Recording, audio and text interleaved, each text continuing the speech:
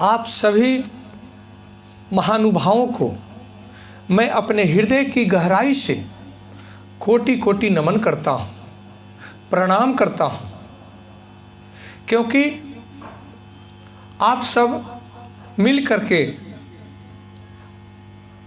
हमें जो स्नेह देते हैं, जिसके वजह से मैं कुछ कह पाता हूँ, आप तक पहुँचाने का प्रयास करता हूँ, यह मेरा सौभाग्य है।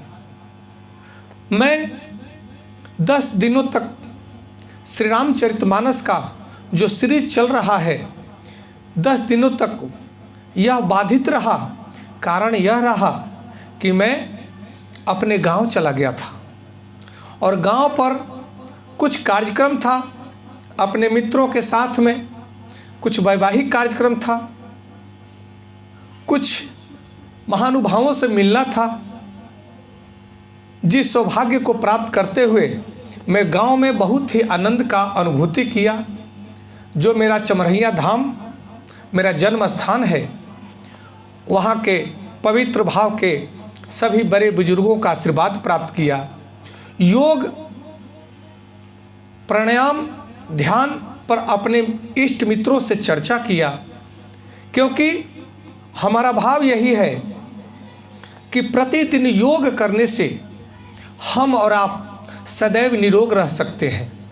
यह निश्चित है, क्योंकि मैं इसको पाया है, मैंने इसे अपने हृदय से लगाया है, मैंने इसको पाया और मेरा जीवन अद्भुत हो गया। मैं किसी भी आकांक्षा से मैं यह रामचरितमानस या इससे पहले हम श्रीमद् भगवत गीता का जो सीरीज हम लोग चलाए, इसमें हमारा यही भाव था कि जो हमारा जीवन है, जो इस धर्म के गूढ़ तत्वों को हम आप सब तक पहुंचा पाएँ, यही मुख्य उद्देश्य रहा है और उसी उद्देश्य पर हम कार्य कर रहे हैं। यह बहुत बड़ा मंच है, जो यूट्यूब का मंच है, जो फेसबुक का मंच है, जो व्हाट्सएप का मंच है, जो हमें आपसे जोड़ता है और हम दूर बैठे भी एक दूसरे से बहुत करीब होते हैं, नज़दीक होते हैं, एक दूसरे के भाव को समझने में सक्षम होते हैं। इस माध्यम को उपयोग करते हुए हम लोग आपस में इस कार्यक्रम को आगे बढ़ाएं। 10 दिन तक यह सीरीज बाधित रहा, जो मैं क्षमा चाहते हुए, क्षमा मांगते हुए आप सबसे इसको रेगुलर कर रहा हूं, और क्योंकि संकल्प कभी खंडित न हो, इस भाव से हम लोग किसी भी कार्यक्रम को आगे बढ़ाएं और करते हैं। इस भाव को मैं रामचरितमानस जो अभी आपके सामने प्रस्तुत करने का प्रयास जो कर रहा हूं, हमसे बड़े बड़े बहुत अच्छे व्यास, ज्ञानी, विद्वान, कथावाचक सब लोगों ने श्री रामचरितमानस का व्याख्यान किया है। कहते हैं कि एको सत्य विप्रा बहुधा वदंती, एक ही सत्य को विद्वान लोजन, ज्ञानी जन भिन्न भिन्न प्रकार से बताने का, समझाने का प्रयास करते हैं। उसी कड़ी में हम सब लोग जुड़े हुए हैं। श्री रामचरितमानस लिखते हुए गोस्वामी तुलसीदास जी कहते हैं कि मैं श्री रामचरितमानस लिखने का मेरा अभिप्राय यही है कि जिस देश में, जिस विश्व में भगवान श्री रामचंद्र जी जैसे व्यक्तित्व है और उस देश में भी अगर अधर्म हो रहा है, तो यह कहीं ना कहीं उस महान व्यक्तित्व का प्रचार प्रसार नहीं हो पाया है। जो लोग गलत कार्य कर रहे हैं, वे कहीं ना कहीं उस श्रेष्ठ व्यक्तित्व से परिचित नहीं है। अन्यथा जो व्यक्ति यह जान ले कि उचित क्या है, अनुचित क्या है, धर्म क्या है, अधर्म क्या है, कर्म क्या है और दुष्कर्म क्या है, और उसके परिणाम के बारे में जब व्यक्ति जान जाए, तो उससे कभी भी गलत कार्य नहीं हो सकता है। इसलिए मैं रामचरितमानस के माध्यम से भगवान श्री रामचंद्र जी जैसे व्यक्तित्व का प्रचार प्रसार करना चाहता हूँ कि एक ऐसा पुत्र जो अपने पिता की आज्ञा मानने के लिए राजपाट छोड़ करके जंगल को चला जाता है, एक ऐसी पत्नी जो अपने पति के चरणों में ही अपना स्वर्ग देखती है, स्वर्ग मानती है, और उसका पति का चरण ही, उसके पति का संगत ही उसका संसार बन जाता है। एक ऐसा भाई जो भाई के लिए राजपाट त्याग करके भाई के साथ वन में चला जाता है। वहीं एक ऐसा भाई जब उसे पता चलता है कि भैया का वनवास हो गया, हमारे राज्य अभिषेक के लिए, तो भरत जैसा भाई दौड़ता हुआ, बिलखता हुआ, तड़पता हुआ अपने भाई को मनाने के लिए जंगल को जा रहा है। और वो जानते हैं कि भैया हमसे नहीं मानेंगे, तो वे अपने गुरु को लेकर जा रहे हैं, मंत्री को लेकर जा रहे हैं, तीनों माताओं को लेकर के जा रहे हैं, और यहाँ तक राजा जनक जी को भी लेकर के जा रहे हैं। कहते हैं भैया मैं छोटा हूँ, मुझे फुसला सकते हैं, मुझे उलझा सकते हैं, परंतु मेरे गुरुजन की बात को नहीं टाल सकते, मेरी माताओं के बात को नहीं टाल सकते, मेरे ससुर राजा जनक की बात को नहीं टाल सकते। इस भाव से वे जाते हैं, परंतु वह श्री राम जो पिता की आज्ञा के लिए अपना सर्वस्व न्यौछावर कर देने वाले हैं, वे कहते हैं कि हे भरत, पिताजी नहीं है, ये अत्यंत दुख की बात है, परंतु अगर मैं पिता के नहीं रहने पर भी पिता की आज्ञा का पालन नहीं करता हूँ, तो वे स्वर्ग से भी देखते हैं तो वे कहेंगे कि मेरे पुत्रों ने मेरे वचन की लाज नहीं रखी, और वे फिर हम कहीं के मुंह दिखाने के लायक नहीं रह पाएंगे, क्योंकि रघुकुल की रीति है कि रघुकुल रीति सदा चली आई, और प्राण जाए पर वचन न जाई। तो मेरे पिता अपने पूर्वजों से कौन सा मुंह दिखाएंगे, और हम भाई सब अपने पिता से या अपने पूर्वजों से कौन सा मुंह दिखाएंगे। इसलिए भरत, तू अपने धर्म का पालन करो और मैं अपने धर्म का पालन करता हूँ। वह भारत जैसा भावुक भाई कहता है कि अगर आप नहीं चाहेंगे तो आप अपने चरण पादुका को दे दीजिए, जिसको सिंहासन पर रख करके मैं आदेश लेकर के इस चरण पादुका से मैं राजकाज चलाऊंगा। और भैया जब तक आप वापस नहीं आते हैं तब तक मैं धरती पर शयन करूंगा, और 14 वर्ष होने के साथ में अगर एक दिन का भी विलंब होता है तो आप इस भरत को मरे हुए पाएंगे। इस भाव से भरत जी वहां से वापस आते हैं। प्रसंग आगे बढ़ता है। गोस्वामी जी यहाँ माता सती जी का, भगवान शिव जी का वर्णन करते हैं। माता सती जी जब भगवान श्री रामचंद्र जी का वेशभूषा देखती हैं, भगवान कहते हैं कि ये विष्णु के अवतार हैं, साक्षात भगवान विष्णु हैं।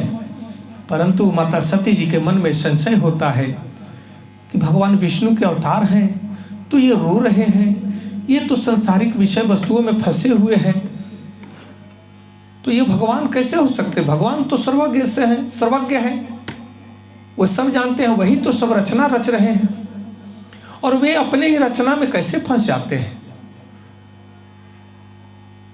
संशय के कारण माता सती जी भगवान शिव से आग्रह करती हैं कि मुझे विश्वास नहीं होता।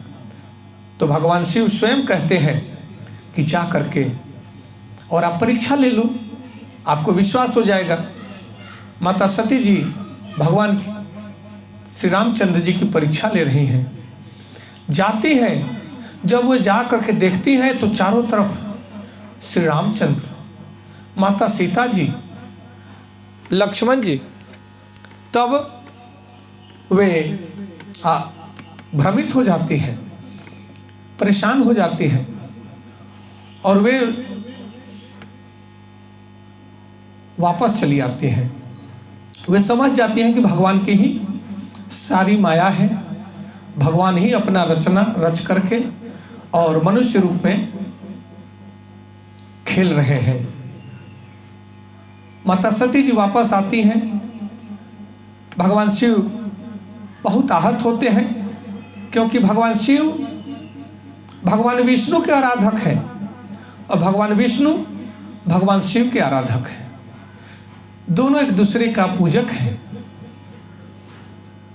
जब आराध्य देव का परीक्षा लेकर के सती वापस आती हैं, तब इनके हृदय में होता है कि जो मेरे आराध्य देव का परीक्षा लेने वाली वो मेरी पत्नी नहीं हो सकती। और वहीं से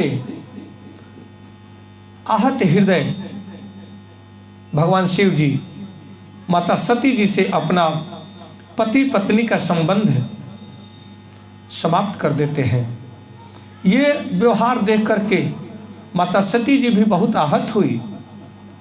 फिर वे कहती हैं कि हे भगवान विष्णु, अगर यही है तो आप सब जानने वाले हैं, तो मेरे को इस जीवन में जीने का क्या अधिकार है, जब मैं पति के साथ नहीं जी पाऊं तो अकेले कौन जीवन जी सकता है। ये भाव चलता रहा और भगवान शिव ध्यान में चले जाते हैं। बहुत दिनों तक ध्यान करने के बाद भगवान शिव जब ध्यान से बाहर आते हैं, उसी समय बहुत कोलाहल मचा हुआ था कि माता सती जी के पिता दक्ष प्रजापति यज्ञ कर रहे थे। उस यज्ञ में सबको बुलाया गया, परंतु भगवान शिव को नहीं बुलाया गया, माता सती को नहीं बुलाया गया। सभी देवी देवता गंधर्व ऋषि मुनि निमंत्रण पाकर के सब राजा दक्ष के घर जा रहे थे। यह देख करके माता सती जी भगवान शिव से आग्रह करती हैं कि पिताजी के घर पे यज्ञ है तो हमें भी चलना चाहिए। भगवान शिव कहते हैं कि देखो सती, बिना बुलाए किसी के घर नहीं जाना चाहिए, चाहे वो पिता का ही घर क्यों ना हो। नहीं बुलाने का हो सकता है कोई ना कोई प्रयोजन हो। तब सती जी बहुत जिद कर रही हैं कि पिता के घर भी बुलाने की कोई बात है। जिस घर में हम जन्म लिए, जिस पिता के गोद में खेले, हो सकता है व्यस्तता के कारण पिताजी हमें निमंत्रण देना भूल गए हों। बहुत प्रकार से भगवान शिव माता सती जी को समझाते हैं, परंतु माता सती जी जिद के आगे नहीं मानती हैं और वो जाने का जिद करती हैं। तब भगवान शिव अपने 2 गण के साथ माता सती जी को भेज देते हैं। माता सती जी अपने पिता के घर आती हैं तो देखती हैं कि सभी बहनें हैं, माँ है, पिताजी हैं। बड़े खुश होकर के जाती हैं मिलने के लिए, परंतु सब उनसे मुंह मोड़ लेते हैं। कोई सीधा मुंह बात नहीं कर रहा है।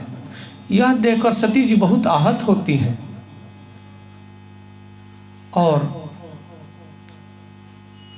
सबका रुख बदला हुआ देख करके वे बहुत दुखी हो रही हैं कि आखिर कारण क्या है। फिर जब वे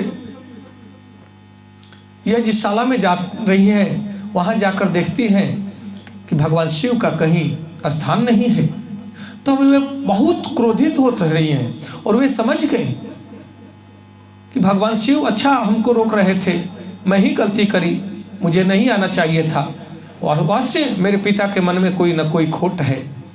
और वे पूछते हैं सभी सभासदों से कि आप बताएं कि भगवान शिव का स्थान क्यों नहीं है, मेरे पिता ने मेरे पति का अपमान क्यों किया, ये क्यों कर रहे हैं, मैं आई हूँ तो कोई हमसे बात नहीं कर रहा है, आखिर कारण क्या है।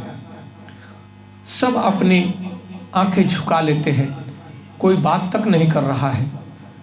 बहुत आहत होकर के माता सती अपने पिता को भी बहुत कुछ बोलती है, भला बुरा बोलती है और कहती है कि लो ये शरीर तुम्हारा ही है, पिता का दिया हुआ है, इस शरीर में रहने के अधिकारी मैं नहीं हूँ और इस शरीर को भी मैं इसी क्षण भस्म कर दूंगी। और अग्नि में प्रवेश होकर के माता सती जी अपने आप को भस्म कर देती हैं। जब यह समाचार भगवान शिव को मिलता है, वे अपने गणों को भेजते हैं और भगवान शिव के गण बहुत उत्पात मचाते हैं, भयंकर तांडव करते हैं, बहुत रक्तपात करते हैं और यज्ञ नष्ट भ्रष्ट कर देते हैं।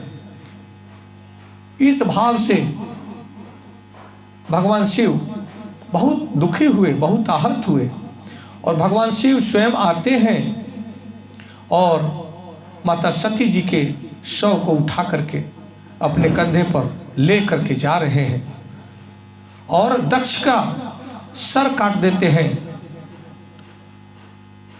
और माता सती जी को लेकर के जा रहे हैं। कहते हैं जहाँ जहाँ माता सती जी के शव का अंग गिरा वहाँ वहाँ शक्तिपीठ आज भी भारत के अनेकों भूभागों में स्थापित है। और रामचरितमानस में गोस्वामी जी संक्षेप में इस कथा को कहते हुए आगे का प्रसंग आगे बढ़ाते हैं। आइए देखते हैं। हमें पूरा विश्वास है कि रामचरितमानस का एक एक चौपाई, एक एक दोहा और इनके भावार्थ हमारे हृदय को पवित्र करता है, हमारे मन मस्तिष्क को ऊर्जा प्रदान करता है, क्योंकि यह संपूर्ण वेद उपनिषदों का सार तत्व है जो हमारे जीवन को जीवंत करता है, मनुष्य को देवता बनाने का सिद्धांत है जो हम सबको सौभाग्य मिला है, जिसका अध्ययन करके हम आइए आगे अपने जीवन को बेहतर बनाएं, अपने जीवन में आचरण में इसको धारण करके हम अपने जीवन को श्रेष्ठ बनाएं। मोक्ष, जीते जी मोक्ष को प्राप्त करना है तो इन सिद्धांतों को अपने जीवन में धारण करके हम सब आगे बढ़ते हैं, जीवन को उन्नत बनाते हैं। जय श्री राम।